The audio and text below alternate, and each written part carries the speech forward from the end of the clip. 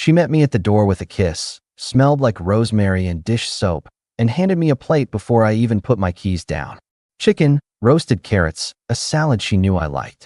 She leaned on my shoulder while I ate, cheek warm, easy smile. "You had a long one?" she asked, tapping my tie. "Your face does that tired thing." "It's a face, Lauren. It's supposed to do face things." She snorted. "Eat. Then couch. I saved the last episode for you." I remember thinking, this is it. This is how it's supposed to feel. I'm 45, not 25. I don't need fireworks every night. I need this. A woman who makes space for me. A home that doesn't pick fights. I cleaned my plate, rinsed it, hugged her from behind while she put the leftovers into containers. "This is a good life," I told her. She looked up at me. "It is." If I'd known where it was headed, I would have finished 2 plates and bought flowers on my way to Plan B. The first odd note came 3 nights later. Not a blow-up. A flicker. I walked into the living room and Lauren slid her phone screen down on the cushion. Not a crime. Then she turned her body, so the phone vanished behind her thigh. "Who's hiding?" I asked, standing by the doorway. Calm. Teasing. "Who's paranoid?" She grinned, but the grin got stuck halfway. "Jess sent a stupid meme. You'd roll your eyes." I roll them professionally. I held out my hand. She laughed and stayed where she was. "You trust me?" "That's not the question I asked. It's the answer I'm giving." She tapped the cushion. "Sit. Your show is on." I didn't push. I don't take bait. But I marked it. A pin on a quiet map. The map got a second pin the following week at Carol's Sunday dinner. Carol is her mother, a woman who keeps 3 timers going and never writes anything down. We were chopping vegetables at the island when Lauren's phone lit up on the counter. She reached past me and flipped it, face down, quick. Carol glanced over. "You two should take a trip," Carol chirped. "Fall colors. You always say you'll go, and then you don't." "I'd love to," I said. Lauren kept chopping. "Works a lot. October is messy. October has days in it," I said, only half kidding. She came back with, "So take Jess. She's always free for nonsense," and smirked at Carol like I was the one avoiding sunlight. Carol laughed. It was gentle, but it landed wrong. Nobody likes being nudged into a corner in front of an audience. On the drive home, I watched the road and let the silence do its job. At the light, Lauren adjusted the mirror, then looked at me sideways. "Don't brood," she said. "I'm not 13. I'm not brooding." "You're pouting. Not my sport." I turned left. "About the phone. For the love of it, Dan.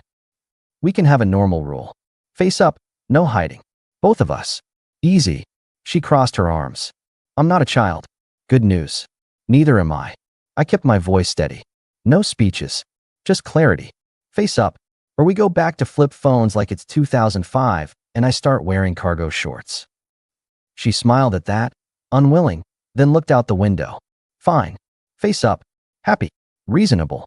The next day, I brought home flowers from the corner market. She put them in water and kissed me long, like she was grateful for something she couldn't name. So I took the win and cooked steaks, and we ate on the patio. A normal night. A necessary lie. 2 weeks of nearly normal followed. She worked. I worked. We did groceries. We did laundry. We did bed. But her smile stopped reaching her eyes. When I talked about a weekend drive upstate, she nodded and never asked when. She started laughing at my jokes with a delay, like she was reading subtitles. At the shop, my foreman Pete clocked me staring into a parts bin. "You look like a guy who found a screw left over," he said, leaning on the workbench. "That ever feel good?" "Depends where the screw belongs." I kept sorting. "You ever get that thing where the dog stops wagging and you don't know why?" Pete wiped his hands. "Dogs don't stop wagging without a reason. People pretend they do. What's the fix? You stop pretending." That night, I booked a table at a small place Lauren had liked last spring. Candles, no crowd, good fish. I wore a jacket. She came out of the bedroom in a nice dress and boots, hair up. It should have been one of those nights where the couple next to you keeps glancing over wishing they were you. She slid into the booth across from me and looked at the menu like it was a contract she didn't want to sign. "You good?" I asked. "I'm hungry," she said. We ordered. I tried to start small talk. Work, Carol's new neighbor, the neighbor's dog trying to dig a tunnel under the fence. She gave me and ha and wild, like she was sprinkling breadcrumbs for a bird that might not be there. I nudged. Remember that summer we did the lake twice a month? You made that playlist, all those old songs, and she looked past me. I remember. Talk died. Candle wax pooled. The fish came. When the bill hit the table, she reached for her bag like she wanted to get out before the credits rolled. On the sidewalk, I stopped.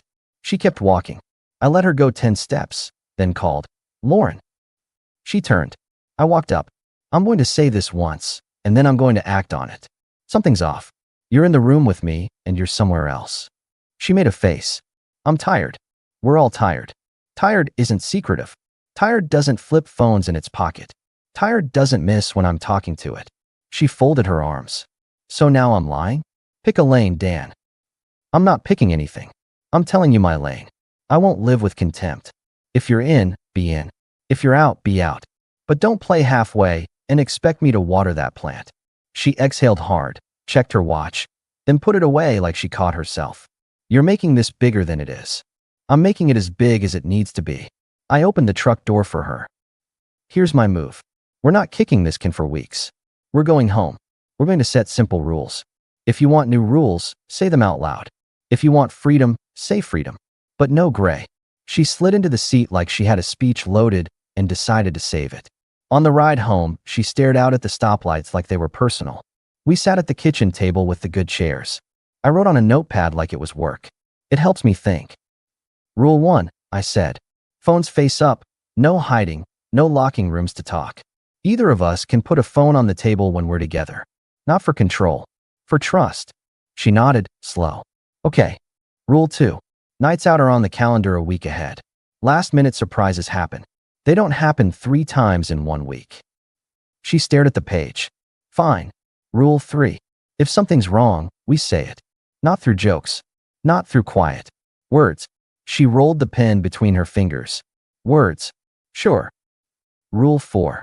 I set down the pen. "No running commentary at dinners. If there's a problem, we table it. We don't throw side shots in front of people who didn't sign up for our business." She flushed a little. "Was that about my mom?" "About your mom. About anybody. I don't do public baiting." She looked at me for a long second. "You're very organized." "I like working parts." I tapped the pad. "If these are too much, say so." "They're fine," she said, and she reached across and squeezed my hand. It was weak, but it was a squeeze. "I know I've been distracted. Work's been weird. Jess broke up with Tyler again, and I've been on the phone more than usual. I'll be better." "Good." She got up, came around, kissed the side of my face. "You made a list," she said, amused. "Of course you made a list. I make lists when I want things to live." She laughed for real. We watched a movie. She put her legs over my lap and fell asleep with her hand over my wrist. It looked like change. It felt like a ceasefire.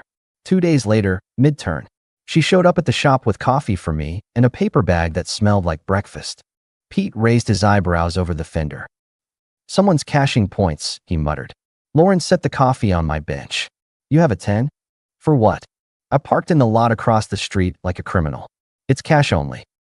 I handed her a 20. She reached for my face. "I'm sorry about the other night," she said, quiet, so Pete wouldn't hear. "I've been in my head. You didn't deserve to sit across from a statue. Thanks for saying it. I'll fix it." She kissed me. "Dinner tonight." My turn. Pete watched her leave. "She's pretty," he said, and that apology looked expensive. It was a 20. Not the bill, buddy. That night she cooked. It was good. She laughed at my dumb story about a customer who insisted his engine made a noise, like a sad accordion. We went to bed at the same time. Her phone stayed face up on the dresser. I didn't study it. I don't enjoy being a guard dog. The little repairs held for a week. Then the schedule started to wobble. "I'm meeting Jess," she'd say from the hallway. "We'll have wine, maybe a movie." Or, "Mom wants help sorting the garage. She's getting rid of half her life. It's a mess. I don't lock people inside houses." She went. Twice she texted near midnight. "I might crash at Jess's. We're both wiped." Another time, "Mom's back is acting up. I'll stay to finish the kitchen."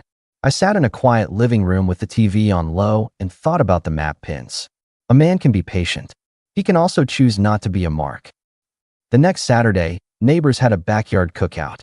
Fire pit, folding chairs, beers and coolers. Lauren stood with our neighbor Sandra and 2 other women by the cornhole boards. I joined them with a plate. The guys were trading inaccurate stories about high school glory. I watched Lauren do the thing again, whole body turning away when her phone buzzed, checking it behind her elbow, bright smile that didn't touch me. Sandra noticed. Sandra notices everything. She's blunt as a wrench. You two coming to the cabin next month? She asked, tossing a beanbag.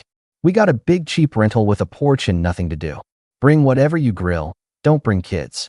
I answered, we haven't talked dates yet. Lauren, eyes still on her phone, said, I might be slammed. We'll see. Sandra side-eyed me. Might, she repeated. I set my plate down. We're not a maybe machine, I said. If we come, we come. If we don't, we say no like adults. I don't live in the land of later. Lauren looked up, surprised, then smiled tight. He's in a mood. Not a mood, I said, still easy. A rule. It keeps me from buying groceries for a ghost. Sandra laughed low. I like rules. Lauren pocketed her phone. Fine. We'll decide this week. Good, I said. Also, and this part was deliberate, public boundary, no drama. If you disappear for overnights, I want the address on the calendar. Same for me. Transparency. That's the only way grown-ups don't inventory each other like security guards. A couple people looked at their shoes. Lauren's eyebrows went up. Are you kidding me? At a cookout? No. I'm fitting it in while we both remember. That way we don't have another Carol's Kitchen moment. Sandra, God bless her, cut in. He's right. Write it down. Saves lives. She winked at me and handed Lauren a Sharpie. Here, write your secrets on the potato chips. We left early. No fireworks. Just a shift. In the car, Lauren stared ahead. You embarrassed me, she said. I prevented us from pretending, I said. You always have to win. I always have to live. Different sport. She shook her head. Then, another illusion of change. She reached for my hand on the console and threaded her fingers through mine. Look, I know I've been distant, she said. I swear to you, there is nothing ugly going on. I needed space with my friends. I needed to see my mom more. I'm not trying to make you feel small. You're succeeding anyway. I'll include you, she said quickly. I'll drag you along to Jess's. To Mom's, to everything if that shuts the door on this. You can be bored together with us. I don't want to be included as security. I want to be included because I'm your husband. She squeezed hard. You are. I promise. We'll do it together. Okay. I nodded once. I'll take that, and I'll verify it. You don't trust me? I trust patterns. I also trust myself. I released her hand gently. This isn't a lecture. It's a checkpoint. She did deliver for a minute. She invited me to Carol's the following Thursday. We chopped vegetables again. She told me 3 long stories about Jess's dog and Tyler's inability to assemble furniture. She made eye contact. She laughed at the appropriate 4 spots. She sat with me on the couch that night and put my hand under the throw blanket like we were teenagers. We went to bed at the same time again. I marked the effort. I didn't let it erase the earlier map. 2 weeks of calm rolled by. I took her to brunch. She texted me pictures of a dumb squirrel at the office trash can. We met Pete and his wife for tacos. Lauren even suggested a museum on a rainy Sunday. Everything looked repaired. The bolts were tight. The noise stopped.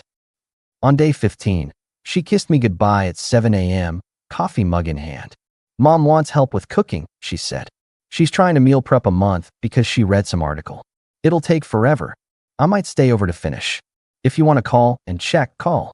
I'm not lying to you. Okay, I said. Tell her I said hello. Will do. She touched my chest with 2 fingers, a small beat we'd had for years. I watched her drive away. Work was normal. Pete dropped a wrench and swore at it in a creative new way that didn't break any rules. I got home, cleaned up, made a sandwich. The house was quiet. I read half a book in the chair by the window, then turned off lights and went to bed at 11. A decent day. At 3 a.m., a phone rang. Not mine. Lauren's, on her side of the bed. The house was so still I could count the beeps. I reached for it on instinct, more to shut it up. The caller ID read, husband number 2. I didn't breathe for a second. Then I did, because oxygen matters. I stared at the name like it might rearrange itself into spam likely. It rang again. I hit answer and held it, not saying a word. A man's voice, warm like he was calling from a couch. Babe, how about we meet tomorrow? I miss you. 2 weeks is too long. Your husband stopped suspecting you yet? My mouth worked before my temper did. Hi, Mike, I said plain. Her husband doesn't suspect anything now. You can relax. How's your wife? She not suspecting anything? I'm going to fix that right now. He hung up so fast he fumbled it. I stared at the dark screen with my face reflected in it and nodded to nobody. Mike, a name I knew. Old friend of Lauren's, ancient stories, barbecues where he popped in as buddy from way back. Married a woman named Erin. We'd had dinner with him a handful of times in our earlier years. He'd always been charming in the way a salesman is charming when he's still deciding if he wants your money or your respect. I scrolled Lauren's contacts, found Erin. Called. She answered on the second ring, sleepy and irritated. Hello. It's Dan, I said. Lauren's husband. She sounded instantly awake. Dan? What's wrong? Nothing's wrong with me. I just got a phone call to Lauren from a contact labeled husband number 2. The voice was Mike. He asked to meet tomorrow. Said it's been 2 weeks. Asked if I stopped suspecting. Thought you should know. I don't do rumors. Erin was quiet for a second that stretched. Then she breathed out like a tire going flat. Mike told me he's on a fishing trip, she said. Her voice hardened. He left tonight. Said he's off the grid. You're telling me he's not fishing? I'm telling you what I heard, with the exact words. Thank you, she said, clipped. I appreciate the call. I've had doubts. He's good at making me feel like I'm making noise for no reason. You're not making noise, I said. If you want to talk to Lauren too, you might get that chance. I'd like that, she said. I'm awake now. We hung up. The house hummed like houses hum at night. I sat on the edge of the bed with Lauren's phone in my hand, then set it down face up like it was radioactive and I was done collecting samples. If there was ever a moment for throwing things, this would be it. I don't throw. I impose order. I went to the closet and pulled down the luggage. I took her side of the dresser by the handles and I emptied it into the suitcases, folded clothes, shoes, the extra charger she kept losing. I zipped everything tight and lined the bags by the front door in a neat row, like an airport without the lines. I took our wedding photo off the hallway shelf and put it in the hall closet. Not broken, not burning, just done being a showpiece. At 6, I made eggs. At 7:30, the garage door opened. Lauren came in carrying a tote bag and a paper sack like she actually had been at Carol's. Her hair was slightly messy, makeup smudged like she'd cooked 12 hours, and then brushed a couch. She saw the suitcases. Stopped. Looked at me. What is this? I dried my hands on a towel. Your other husband called at 3, I said. Wanted to set a date. I figured I'd help you move quickly. Also, his wife is looking forward to seeing you. She went white, then red, then pale again, like the color couldn't decide where to land. What are you talking about? Phone rang, I said. Name on it said husband number 2. You handed me the face-up rule. I answered it. Heard a familiar voice. He used your name. I used mine. He hung up. I called Erin, since she lives on this planet too. She set the bag on the floor a little too hard. I can explain. You can try. I'm not a judge. There's no jury here. I'm not even mad the way you want me to be. I'm efficient. I gestured at the bags. You can take those to Carol's. Or to Mike's. Your call. It's not what you think. It's exactly what I think. It's also what he said. She took 2 steps toward me, hands out. Dan, please. I messed up. I stopped it. We talked after your list night. I stopped it, I swear. Tonight I was at Mom's. You don't get points for stopping something you shouldn't have started. And if you stopped it, why does he still have your number under husband number 2? Her jaw worked. It was a joke. A stupid joke. Everything's a joke until it's a rule, I said. Do you want me to walk you through what happens next? Or do you want to argue about semantics until someone is late for work? I don't want to go anywhere, she said. Tears pooled. She didn't reach for me. She knew that would be useless. I want to fix this. I will do anything. You'll do the thing you chose. You'll take your bags to your mom's. You'll give me the house for the month, and I'll give you the car for 2 weeks because I can buy another. You'll talk to Erin when she calls because I invited her to. Then you'll get a message from me with the paperwork that ends this without a fight. You won't touch my shop. You won't touch my savings. You'll keep what's yours. We'll be clean. She wiped her face with her sleeve like a kid. I can't believe you're ending us like a checklist. You started ending us like a secret. This is the adult way. I picked up my keys. Do you want me to come with you to Mike's so we can have a little house meeting? It could be fun for the neighbors. She flinched. No. Good. Then you can spare us both the speech. Take the bags. Dan. I raised a hand. Last thing. Do not turn this into a group therapy session with your friends. I'm not joining any circles. You and I are done negotiating feelings. We're negotiating logistics. She nodded, small, like she understood a language she didn't want to learn. She took the bags one by one to the car. She didn't slam a single door. She came back inside without the tote, stood there in the entryway, and tried one last time. Please, she said. I was lonely. I got stupid. I thought I could control it. Then you started noticing and I panicked. But I chose you. I choose you now. You chose novelty, I said. You chose the excitement of being wanted without being accountable. You're not the first person to make that mistake. But you made it on my time. That part is over. She cried quietly, not pretty. I let her. When she could breathe, she whispered, Are you going to tell my mom? She'll ask. I'll tell the truth. I won't build a story. You can tell your version, but mine comes with a phone log. She nodded. I'm sorry, she said. I mean it. I believe you're sorry you got to this point, I said. I don't think you're sorry for all the steps that felt good. She swallowed. Do you hate me? No. I'm done with you. She walked out. The door clicked. I stood in the kitchen with my coffee and the stupid flowers from 2 weeks ago wilting in their vase like a joke about timing. Then I rinsed the vase, because dishes get done whether your life explodes or not. At 10, Carol called me. Lauren was here, she said, voice small in a way I'd never heard. She told me enough. I told her to apologize to you and leave you in peace. I am so sorry. It's not on you, I said. You raised a kind woman. She made a choice. I'm handling it. Are you okay? Carol asked. I'm organized, I answered. Aaron texted me a single line. He's home. 20 minutes later, another. He tried to deny. Then he folded. Thank you for the heads up. If you need to reach me, you can. I sent back, handled here. Good luck. I drove to the shop because moving helps. Pete looked at my face and didn't ask questions. He tossed me a rag. Vacuum pump on bay 2 is wheezing, he said. You want to dismantle something that deserves it. I took the pump apart. It was full of grime. Fixing it was satisfying in a way humans rarely are. At lunch, Pete finally asked, Careful, you and Lauren okay? We're ending, I said. Clean. No fireworks. He nodded, slow. You want a beer tonight? I want to work out, I said. A beer after. That we can do. I had the paperwork done by Tuesday. Friendly terms, clear splits. I left out spite. I left out stories. Lauren signed Thursday. She didn't try to grab anything that wasn't hers. If guilt can be honorable, she handled it honorably. I respected that piece of it. The house was weirdly quiet without her, but it was honest. I slept well. I went to work early and stayed late.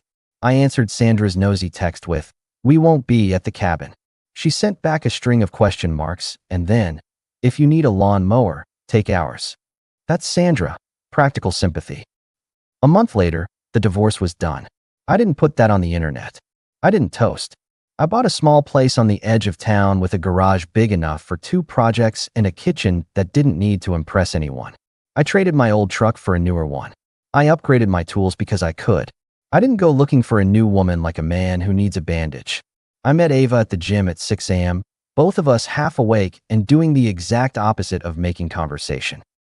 We bumped into each other over the same kettlebell, and she said, You first, you look like you'll use it for what it's for. She's a nurse. She doesn't talk when talking is noise. We started getting coffee after. Then breakfast. Then dinners. She asks direct questions and disappears for 12 hours when she's on shift without making me pay a toll for it. She knows what tired looks like. 2 months after the papers, I ran into Lauren at the farmer's market on a Saturday. She wore a hoodie and sunglasses and looked smaller than I remember. Not thin, just without the extra air people carry when they're sure of themselves. She saw me, hesitated, then walked over. Hi, she said. Hi. You look good. I sleep. She nodded, awkward smile. I'm doing okay. I'm with Mom for now. Figuring out my next place. Works fine. I'm not asking for anything.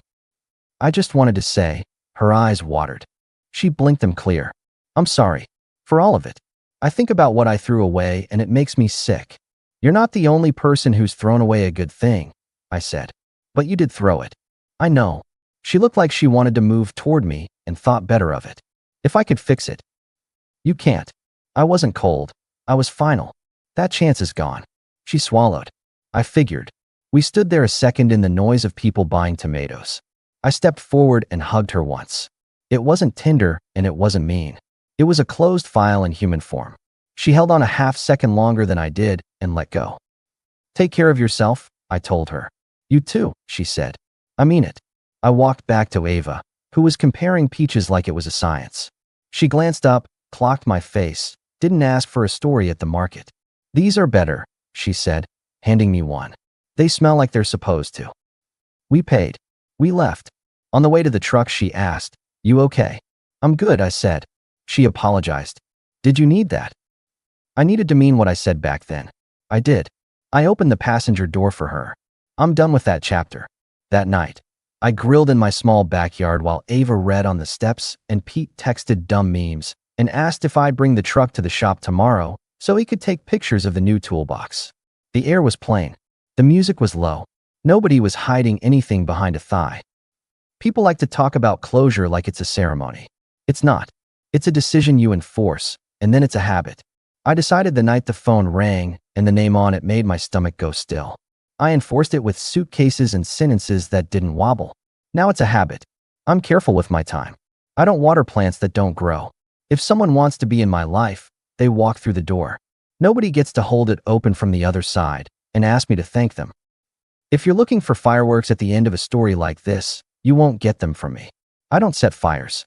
I turn off the gas, lock the door, and take the keys with me. That's how men like me keep the house from burning down. And when someone calls at 3 in the morning under a name he thought was a joke,